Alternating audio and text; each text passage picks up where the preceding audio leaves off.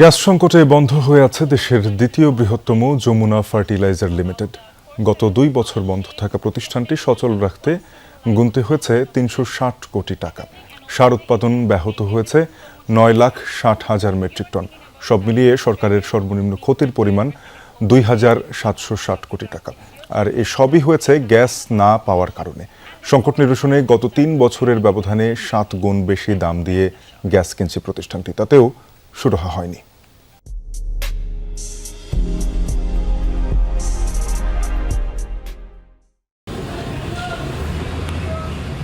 Gas সংযোগ বিচ্ছিন্নের পর 2024 সালের 15 জানুয়ারি থেকে বন্ধ দেশের দ্বিতীয় বৃহত্তম যমুনা ফার্টিলাইজার লিমিটেড সার কারখানা। টানা 23 মাস ইউরিয়া উৎপাদন বন্ধ থাকে কারখানাটিতে। এরপর শুরু হয় লোকসানের হিসাব নিকাশ। কর্তৃপক্ষ জানায় কারখানা সচল রাখতে 2 বছরে গুনতে হয়েছে 360 কোটি টাকা। আর বন্ধ না থাকলে এই সময়ে সার উৎপাদন হওয়ার কথা ছিল 9,60,000 মেট্রিক টন। 25,000 টাকা টন হিসেবে সেই সারের মূল্য ছিল 2,400 কোটি টাকা। এতে সরকারের লোকসান হয়েছে অন্তত 2,760 কোটি টাকা।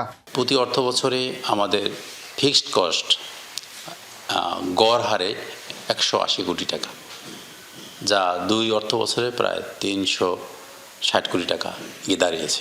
এবং এইভাবে প্রতি বছর কিউমুলেটিভ লস আমাদের বাড়ছে। এই লোকসানের পরেও শুধুমাত্র জামালপুরের জন্য আমদানি করা হয় 1,44,239 মেট্রিক টন সার। প্রতি টনে ব্যয় 60,000 টাকা। কারখানার লোকসানের পাশাপাশি ক্ষতিগ্রস্ত হয়েছে ডিলার ও কৃষকরা। কৃষকরা যমুনা সার কারখানা লিমিটেড থেকে উৎপাদিত যে সার, সেটা ব্যবহার করেই তারা অভ্যস্ত। কারণ এই সারটা মোটা দানার, এই সারটা ব্যবহার করলে গাছ আস্তে আস্তে গ্রহণ করে। ঘোড়া সালে আমাদের ডিলারদের ট্রান্সফার করছে, সেখান থেকে আনতে গেলে আমাদের যে কমিশন 100 টাকা বস্তায়, সেই কমিশনটা এই গাড়ি ভাড়া বিভিন্ন খরচে আমাদের চলে যায়। আমদানি করা সার এটা নিম্নমানের সার। এই সার যেখানে গেছে কৃষকেরা ক্ষতিগ্রস্ত হয়েছে। কারখানাটি সচল রাখতে 2022 সালে প্রথম ধাপে প্রতি ঘনফুট গ্যাস 4 টাকা 45 পয়সা থেকে বাড়িয়ে 16 টাকা করা হয়। এরপর গ্যাস না পাওয়ায় দ্বিতীয় ধাপে দাম নির্ধারণ করা হয় 29 টাকা 25 পয়সা। তবুও পাওয়া যাচ্ছে না গ্যাস, ফলে বন্ধ কারখানা। 12 মাস গ্যাসটা পেলে আমাদের উৎপাদন অনেক বৃদ্ধি পাবে এবং আমাদের বৈদেশিক মুদ্রা অনেক সেভ হবে আর কি। আমরা বাইরে থেকে যে সারটা আমরা ইম্পোর্ট করব, তখন আর ইম্পোর্টটা অত করতে হবে না। আমরা যদি বছরে যদি 3.5 লাখ বা 4 লাখ টন প্রোডাকশন দিতে পারি।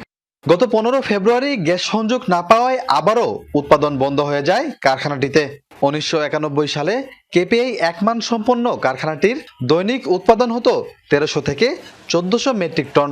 এর জন্য প্রতিদিন প্রয়োজন 11,90,000 ঘনফুট গ্যাস।